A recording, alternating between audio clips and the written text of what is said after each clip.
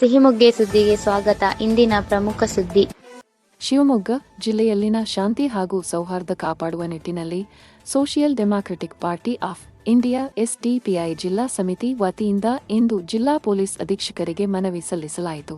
ನಾಳೆ ಏಪ್ರಿಲ್ 18 ಶಿವಮೊಗ್ಗ ನಗರದ ಕುವೆಂಪು ರಂಗಮಂದಿರದಲ್ಲಿ ನಡೆಯಲಿರುವ ನಾನೇ ಭಾರತ್ ಕಾರ್ಯಕ್ರಮದಲ್ಲಿ ಭಾಗವಹಿಸಲಿರುವ ಚಕ್ರವರ್ತಿ ಸೂಲಿಬೆಲೆ ಅವರಿಗೆ ಭಾಷಣ ಮಾಡಲು ಅವಕಾಶ ನೀಡಬಾರದು ಎಂದು ಎಸ್ಡಿಪಿಐ ಆಗ್ರಹಿಸಿದೆ.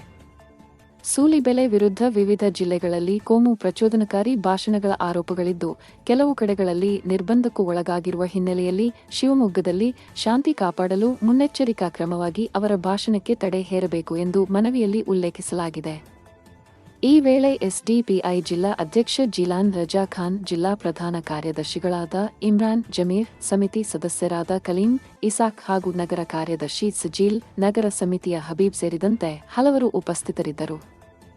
ಇಂತಹ ಇನ್ನಷ್ಟು ಸುದ್ದಿಗಳಿಗಾಗಿ ಫಾಲೋ ಮಾಡಿ ನಿಮ್ಮ ಸಿಹಿಮೊಗ್ಗೆ ಸುದ್ದಿ ನಿಮ್ಮದು, ವರದಿ ನಮ್ಮದು.